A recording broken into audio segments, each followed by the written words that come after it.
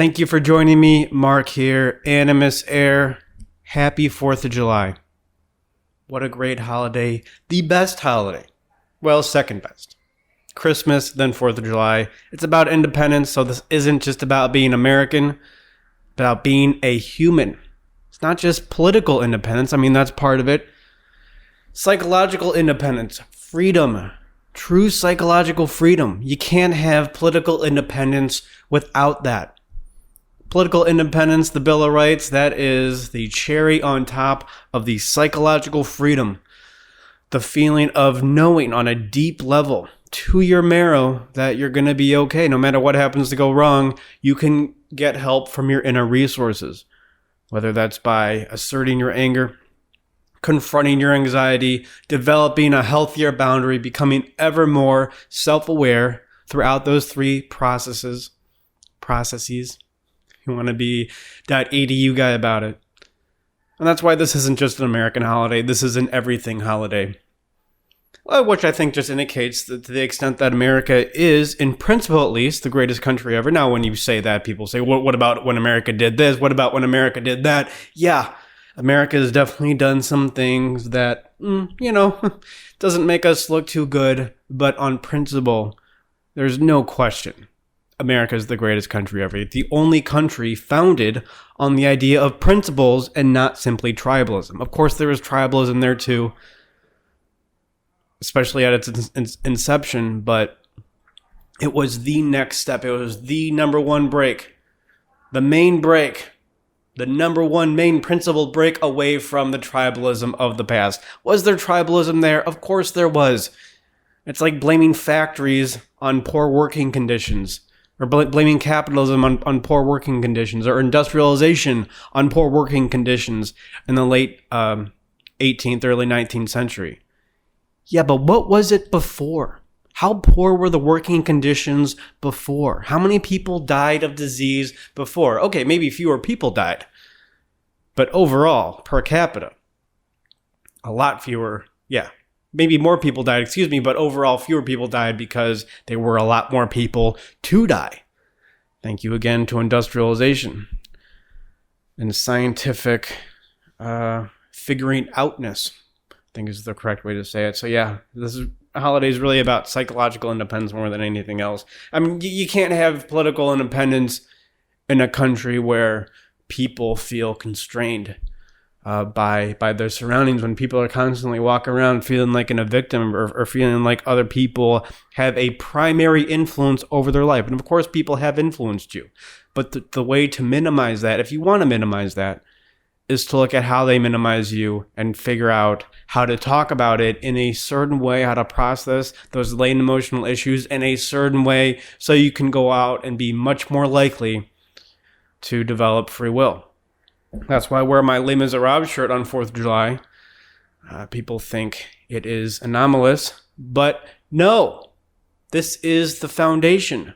I mean, Les Miserables is about a guy running away from his issues the entire freaking book for 1,200 pages, and then what does he do finally? He turns around and faces his issues, and then in that moment he becomes free, and then passes on to the next realm, which Hugo symbolized as passing on to the next life. Hugo never meant death in his books like we think of death. For him, it was just a passage to another higher realm, more transcendent realm.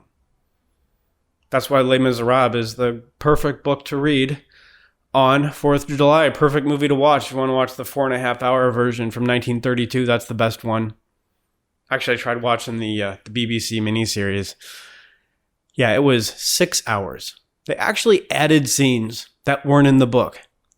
They looked at Les Miserables and thought, you know what this book needs? You know what this story needs? It needs more scenes. Now, it doesn't need more scenes, BBC. You need better storytelling. It was actually, pretty terrible. I mean, I liked it. I still liked it because it was Les Miserables, so whatever. I'm still going to like it. But, in the context of other films, other TV adaptations of Les Miserables, it's definitely the worst one. Yeah, so I wear my Les Miserables shirt on 4th of July. I read the Declaration of Independence on 4th of July, and I just get the best of both worlds. Because that's what France had that America didn't have. France had a romantic revolution. They didn't have a political revolution like we had. They couldn't nail down the principles. France could never come up with a Bill of Rights, and that's why they've had much more political turmoil than we've had. That's why their revolution led to a Napoleon, a dictator. Now, maybe you could argue that Napoleon needed to happen just to get rid of the aristocracy. Okay, perhaps. It's sort of like how the Russian Revolution needed to happen and get rid of the aristocracy in Russia. Perhaps. But it still happened a lot better in America. Not perfect, but it was a lot better done in America because we figured out the principles. I mean, these guys were reading Locke, but they weren't reading Hugo. They weren't reading Chateaubriand. So they didn't really get the psychological underpinnings of political freedom. And I think it's been a thorn in the side of America ever since, just like not having a proper Bill of Rights has been a thorn in the side of France ever since. But let's just join these two. There's conscious freedom, then there's unconscious freedom, and we need both for a free country. And that's really what we're celebrating with, I think, with 4th of July. I mean, it's just like the difference between depth psychology and CBT. I mean, look, any CBT technique is great.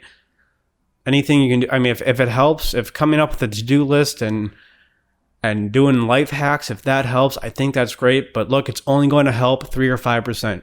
A Bill of Rights without a psychological foundation for a country, of psychological foundation of freedom for a country, is only going to help 3 to 5%. Got to start reading Hugo. We got to start really dissecting what Jean Valjean did precisely to get to the place where he is free. He's free to be himself. He's free to communicate. It's just about being honest. Jean Valjean, for 1,200 pages, was running away from honesty because he didn't think that people were going to like him if he was honest.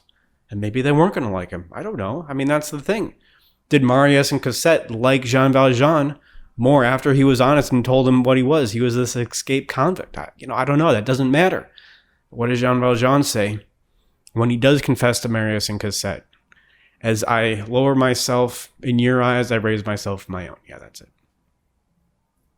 That is a profound place of psychological freedom. And without that, I don't care what laws you put in place or what laws you don't put in place.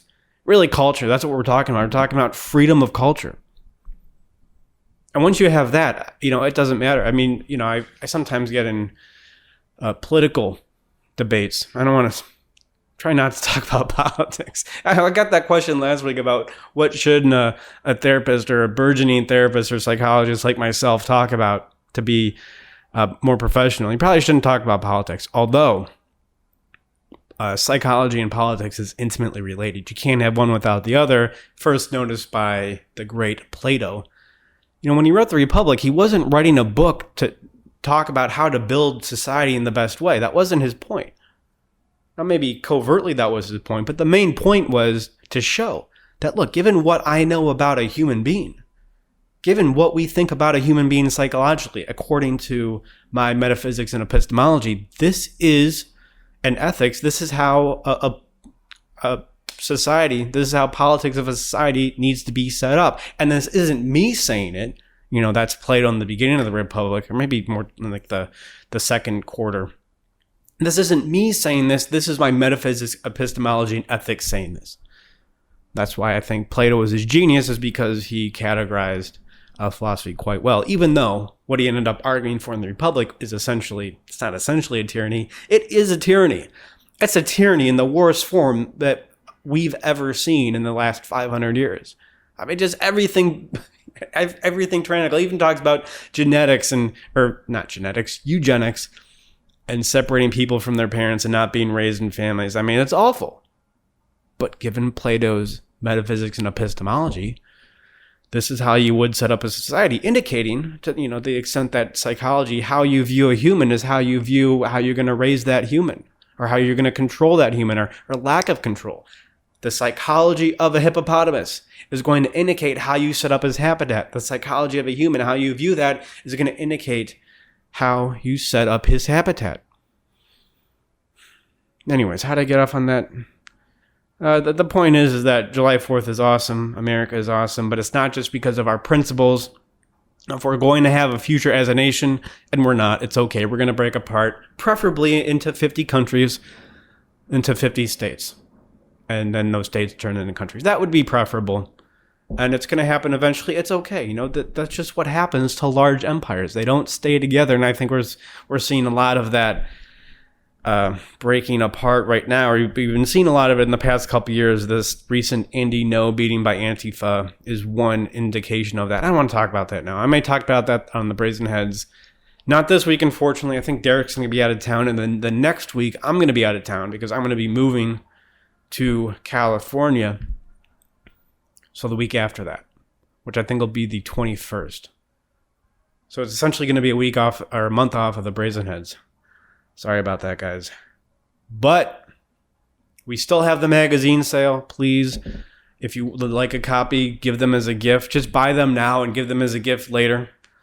That would be great. It's just a lot of great information in there. I was just reading back through issue 2. I haven't read issue 2 in a while, and yeah, there's really good essays in there. I actually have plenty of essays. I have more than enough essays for an issue 3 now, and I'm thinking I may not do a third magazine. What I might do is a collection of essays. I essentially have a book of essays. It's not quite ready to be released. I still have some edits to do. I might do a Kindle book. I might do a PDF and a Kindle book. But I really like doing the magazine because it's just a great exercise in flexing my ego. And I really love how these things turn out. And I view them as pamphlets for Animus Air, or Animus Empire. And I guess by extension, Animus Air. But yeah, so go pick those up. Also get the course. Thank you for everybody who's gotten the course already and given me great feedback on it. I guess it's been helpful so far, hasn't it? Another thing I'm going to do with the course, which I haven't mentioned, it's not on the sales page, is I'm going to set up some kind of group, some kind of forum. Maybe I'll just do a Facebook group at first, and then as more people start to buy the course, maybe I'll set up a forum. I'll do that. Maybe I'll do like a private Reddit. Can you do something like that? A private locked Reddit, and you can go in and add people who buy the course. And it'll just be a way for me to be in constant communication with you, because there's some questions about the course and what exactly do you mean by this? And I'm happy to answer all those questions, of course. And right now I'm just doing it through email. But I think we'll get to the point as more people buy the course. There's going to be basic overall questions, and I'll add supplemental material. Or I could also add supplemental material to the course, but that's something else to look forward to. If you haven't bought the course yet, you're on the fence, and you're thinking, well, I'm just going to buy this course, and I'm going to learn about therapy. Yeah, you can learn about therapy and how to be a patient in the clinic in the best way possible. You're going to learn about it so well that you don't even need a good therapist anymore. That's the idea. You don't need a really smart guy like me with super awesome intuitive insights to get good therapy. Maybe still be helpful, but you don't need it. That's the idea. And yeah, you may not learn, it's maybe in 12 weeks, that's a lot to take in. The course is 12 weeks. But I think if I do supplemental material, if I do maybe a Facebook group, a Reddit group, something to create a forum somehow, we could... That'd be good, and I think that would be really beneficial to you. So I will add something like that at some point for sure. In the meantime, any questions you have, if you have bought the course already, any questions you have, of course, I'm more than happy to answer anything. So that's 4th of July. We have 6 questions this week, so I think we're just going to do that. I have something to say about the Myers-Briggs. The dichotomy between fairness and liberty, that there is no dichotomy between fairness and liberty. I think people just have that misconception. I don't know who started that idea. The idea that the more liberty we have, the less fair it's going to be, or the more liberty we're going to have, the more income inequality there is. That's not true. And crap, I'm getting political. But let's get to these questions. We have 6 here. The first one, why do girls cut their hair short? And more importantly, why are they in a state of readiness to growl at someone who says that women look terrible when they cut their hair short? I was listening to Chapo Trap House because Derek from the Brazen Heads listens to it, and our other buddy who I was talking with this past week, and he listened to it. He actually got Derek into watching Chapo Trap House, which is really bad. I'm going to have have a lot to confront Derek about on the Brazen Heads about Chapo Trap House. Because I was giving it my other buddy who recommended it to Derek, He was giving me episodes that I would like to listen. I was listening to these episodes, and it's a complete lack of ideas. There's no substance there whatsoever. I was doing a lot of research. So I was just looking at a lot of numbers, about 2,300 lines of data in an Excel sheet. And I was going through and making calculations and figuring out averages. So, not that mentally intensive. And I was listening to Chapo Trap House, and I could just feel it just like made me anxious just by listening to it, because it was just cynicism, like ironical jokes. Yeah, some of the jokes are funny, but if it's just supposed to be a comedy podcast, then that's one thing, but there was no real substance there. Why am I talking about this? Oh yeah, because they were saying, yeah, people on the alt-right, yeah, only Nazis dislike women who have short hair. So I guess this is a thing that they think all Nazis, that's how you can tell a Nazi according to them. I mean, that indicates the absolute lack of depth of intellectualness on Chapo Trap House. But yeah, I mean, short hair just doesn't look, and 1% of women, it might look good. Geez, I'm not even, it's just very, no, it doesn't look good, but no, and 1% of women, it might not look terrible, but you always look better with longer hair. Now, not necessarily the longer hair, the better, but yeah, you just look better with longer hair. Why do women do this? I think it's very similar. You leave a bird in a cage for too long, it gets anxious. It has a lot of nervous energy, and what does it do? It rips out its feathers. I think this is very similar to that. Women who go through a traumatic experience in their life, what they'll do is they'll cut their hair out, cut their hair off, or they'll do the thing where they shave the side of their head. That's a very similar thing. I looked it up. It's called trichotillomania. That's when you pull your hair out, and an extreme version of trichotillomania is eating your hair. Also, dermatillomania. That's the process. That's the stepping stone to trichotillomania. First, you start picking at your skin, and it's an anxiety disorder. This is OCD. This is a manifestation of avoidant anxiety. I don't know. And why do women get a growl at you when you tell them it looks terrible? Because, I mean, narcissism is a problem culturally. Just across the board, narcissism is a problem. We are living in an age of poor boundaries, caused mostly by anxiety, by unmanaged anxiety, by OCD kinds of behaviors, which leads to poor boundaries, which I would say that's what narcissism is. And an aggravated form of narcissism would be BPD. Women just aren't good at being criticized. They don't take it that well because people don't criticize them that often. And men have this too, but it's exaggerated in women. It doesn't make it any better or worse. It's just that's what's going on. Also, any sort of criticism of how a woman looks, it implies that a woman needs to put in effort to be liked by a man, which of course a woman has to put in effort to be liked by a man. Of course. Men have to put in effort to be liked by a woman. What is love? Love is virtue. Love is virtue recognized in another person. If you're going to have a relationship with any kind of depth, it's going to be because both the people in that relationship worked hard on themselves for not the relationship necessarily, but to be recognized by somebody else, to see a part of them in somebody else, so another person can come along and say, there's a virtue here. That's what love is, according to Aristotle, who was right about a lot. Well, a lot more than Plato, at least. Yeah, and women are just not used to that. And any sort of criticism of a woman's looks, I mean, yeah, that they can't really manage that either too well. So I think that's what's going on. But why do women cut their hair out? I think this is a form of trichotillomania. I mean, there's just a lot of issues with women, and I'm not blaming women. A lot of it stems from the absolute dismal nature of men, which is way worse, I think, than women. I mean, men have way more issues. But here is one particular case where women have serious issues. I was actually looking up information on trichotillomania in preparation for this. Just really how to spell it and how to pronounce it, because I kind of forgot. But I think on the Wikipedia page it says trichotillomania is associated with OCD. Oh, really? It's associated with OCD? Or how about it's one manifestation of OCD? This is all you get when you don't have a coherent view of psychology based on fundamental principles. It's just an association. That's all it can be. Oh, well, that's associated with that. Of course it is. Guess what? It's also associated with depression. Well, why? Why would that be the case? What does depression mean? Where does depression come from? What is OCD? I mean, it's amazing to me that we can't even create a coherent view of OCD, let alone the rest of psychology. Yeah. So I think that's what's going on.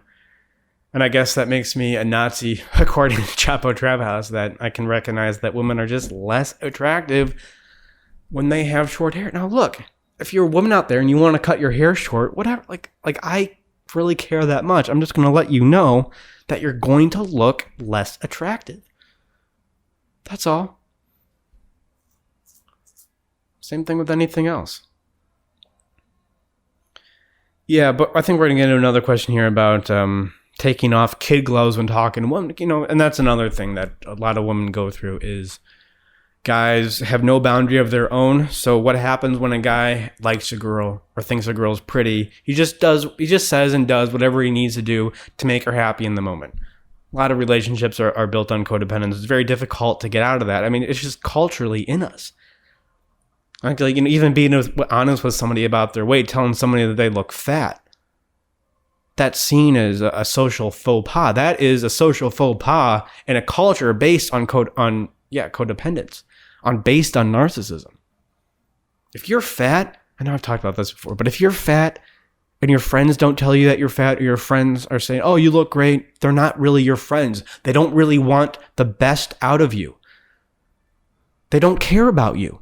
They just care about making you feel good in the moment.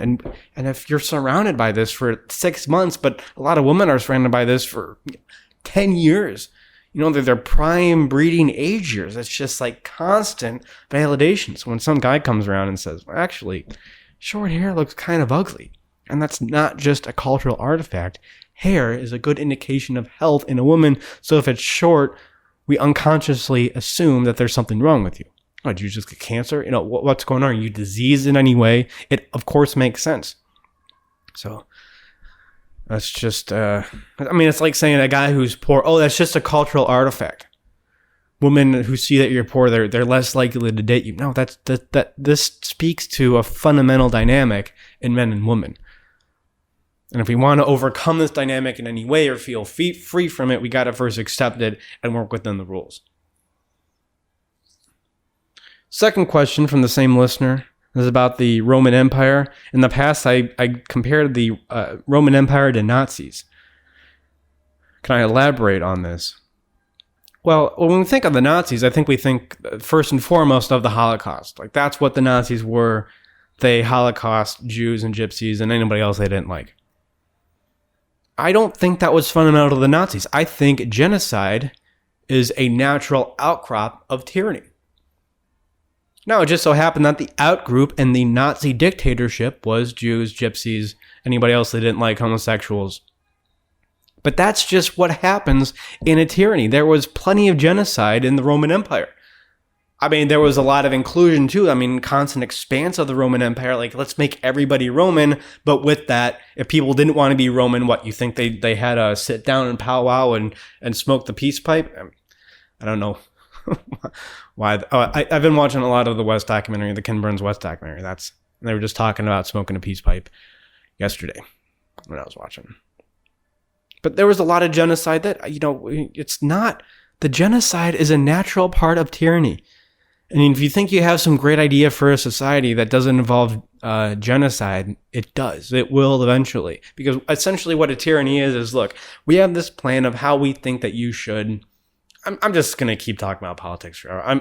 But I definitely will not talk about the political debates in the 2020 election. That is the Chapo Trap House of talking about politics. Just no intellectual depth whatsoever. We can talk about politics in general and what tyranny is and how it does relate with psychology, because it does. And Plato was the first one who said that it does, and he was correct. But, yeah. Where was I? Genocide? Yeah,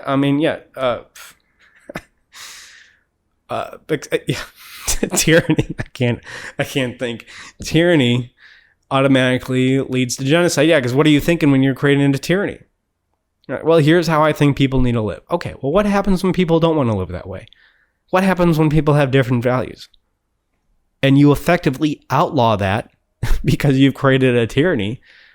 Otherwise, you wouldn't be involved in politics. You would just write a book about human psychology and say, this is what I think, based on my experience and my research, this is the best way for human beings to live. You wouldn't get involved in politics. So by getting involved in politics and saying, this is how I think people should live, it automatically leads to genocide, eventually. And that's what happened in the Roman Empire. That's what happened in the Nazis. Like, I think, I don't know in what context I was talking about the Roman Empire. But yeah, that's why they're the same. I mean, were the Roman Empire, were they killing Jews? I mean, well, yeah, they were persecuting Jews, weren't they?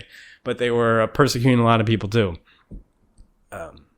Anyways, I don't really have a definite stance on history, but that's how I was just comparing the Nazis to the Roman Empire because they're both tyrannies. And in fact, I would say the Nazis were better than the Roman Empire because at least the Nazis were going to stop.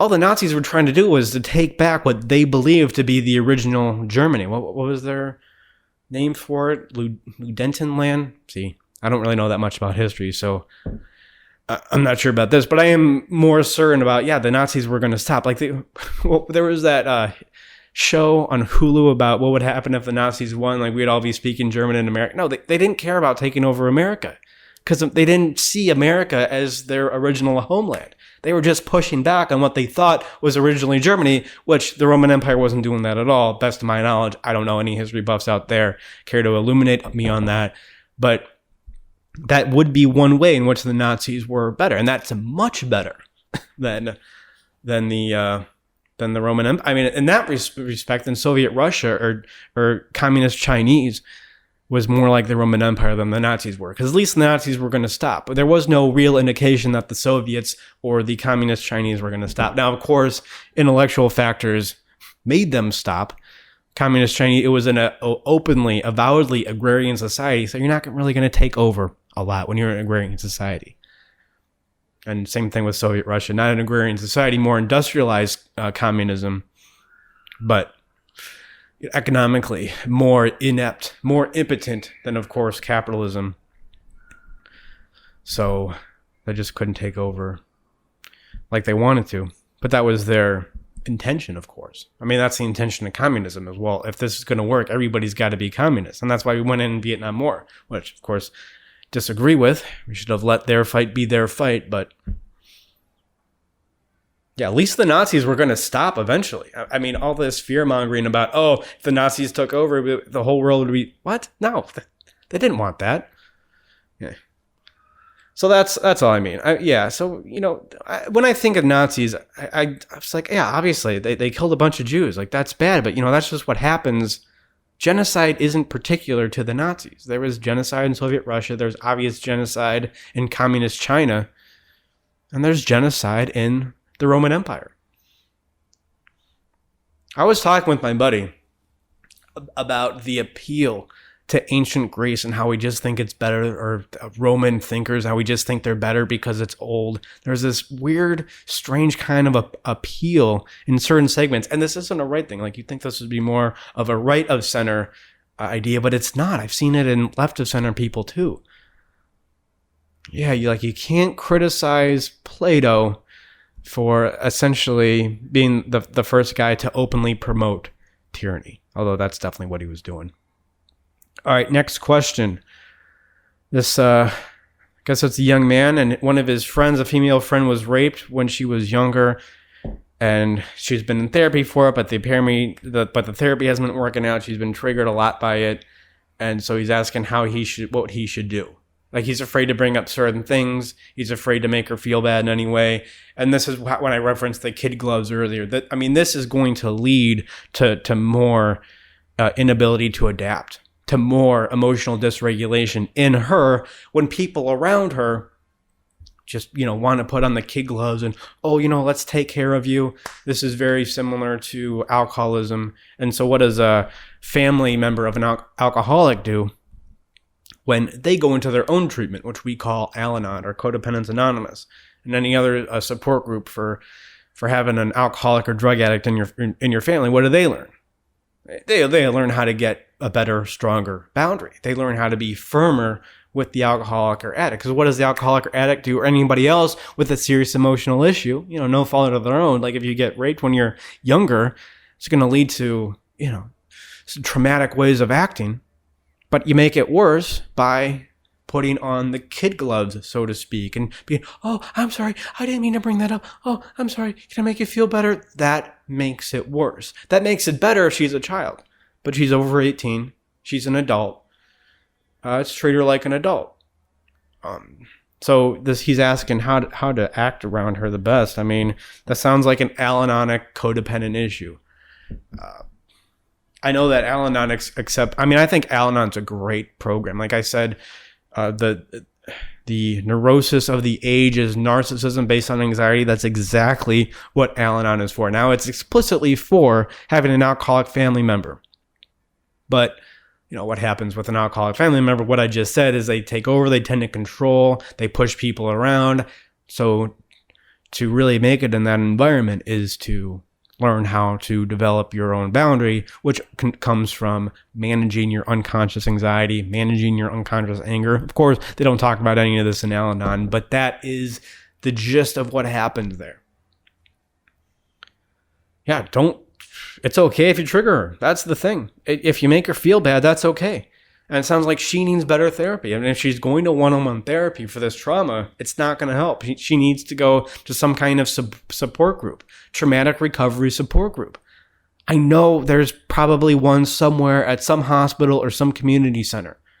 People who have gone through serious trauma. There's plenty of support groups. She needs to be there. And if she has this kind of reaction that makes you afraid to be around her, then she needs to be there every day. So how would you continue in this relationship, this friendship? I would lay it out to her like that. Be like, look, I like you. I like being friends with you. I like hanging out, but I don't feel comfortable being around you.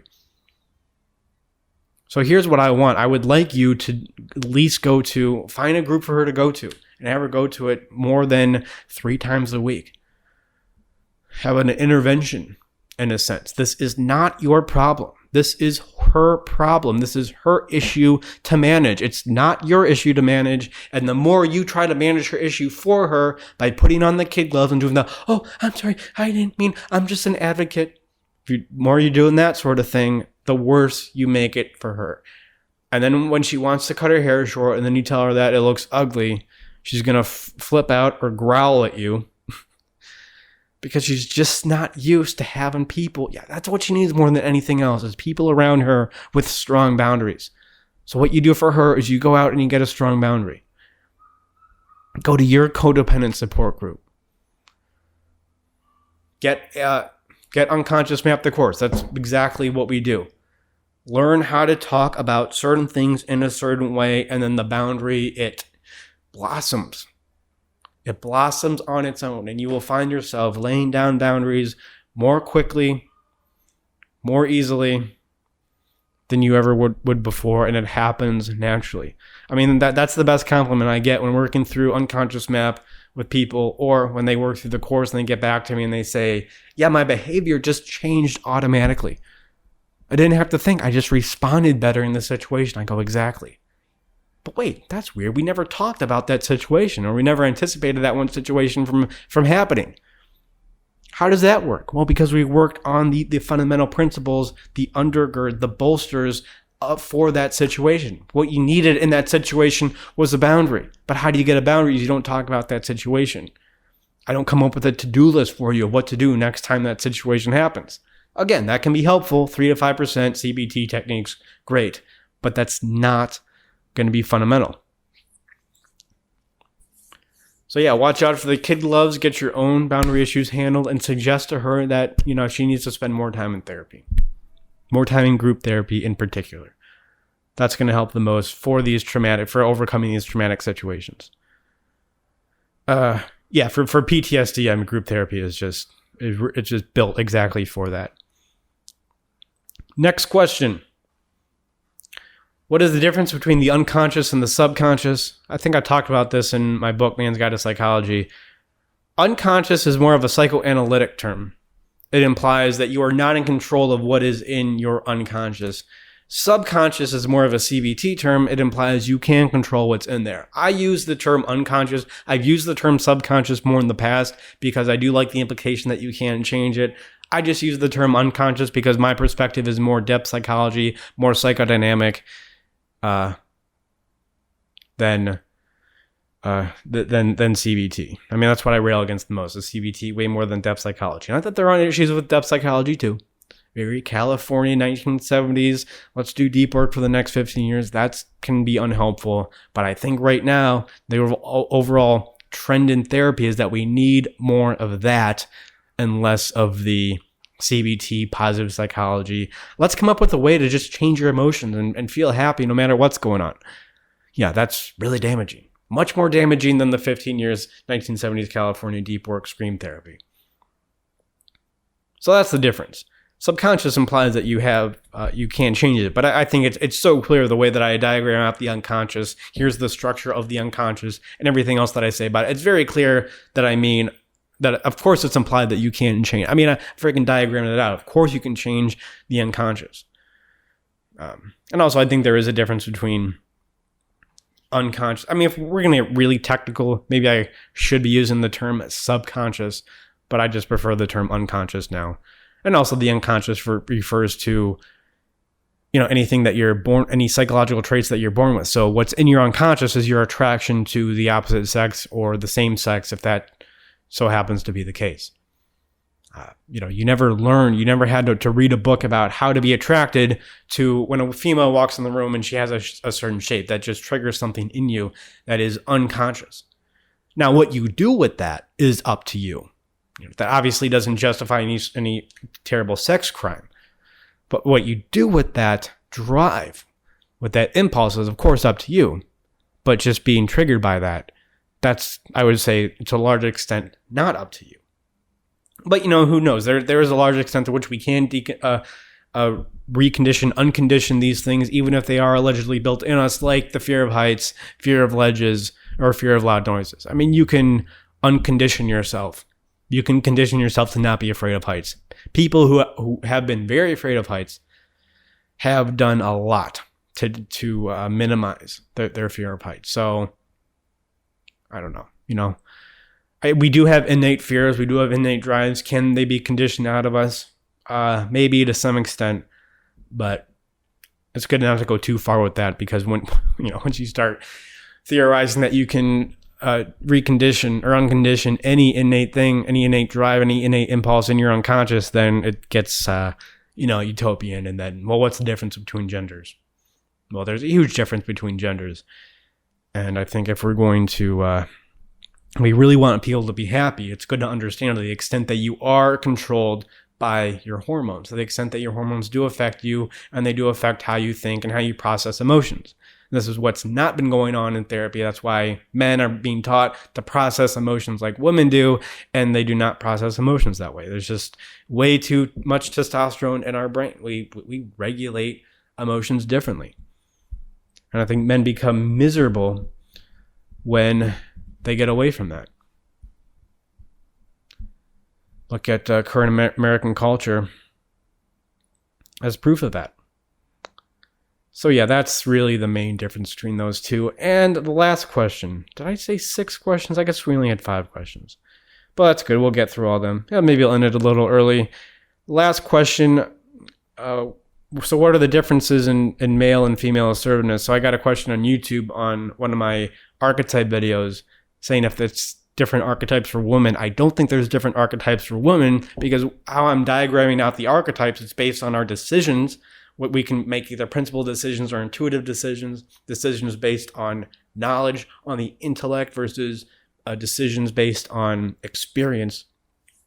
And we have our 2 emotions, our 2 regulated forms of our emotions, compassion and confidence, which is unisex. That's the same in both genders. Now, what is different is how we express our assertiveness, how we express our compassion, how we express our confidence. And I think that is different. And one of the ways in which it's the most different is when it comes to assertiveness, when it comes to confidence. I mean, female assertiveness is filtering out That's a very assertive female. She doesn't go out and try to get needs met like a man would. She's more passive. She's very good at discerning things in the environment, and she filters out bad situations for her. So male assertiveness would be going over and talking to a girl you think is pretty. Female assertiveness would be really knowing how to cut off a guy well in a socially, in a pro-social way, who she doesn't like, and doing it very quickly. It just looks, and it makes, women, a 20-year-old woman or a 25-year-old woman, she acts a lot like an old male billionaire. It's the same thing. You've just come to this place of much higher status. A 20-year-old female has way higher status than a 20-year-old male. So she is going to need to adapt in a different way. There's going to be a lot more offers coming to her, not just sexual offers, but all kinds of different offers than a 20-year-old man is going to have. Very much like a 65-year-old billionaire. He just has layers of he has 3 secretaries between him and everybody else because he just needs to weed out the BS. That's the 65-year-old billionaire way of being assertive. Same thing with the 20-year-old female way of being assertive. So yeah, there's just a more passive energy to it, less of a risk-taking energy to the assertiveness, and that's exactly what we would guess would happen because men, especially around the age of 20, have 40, 50 times the amount of testosterone that women have.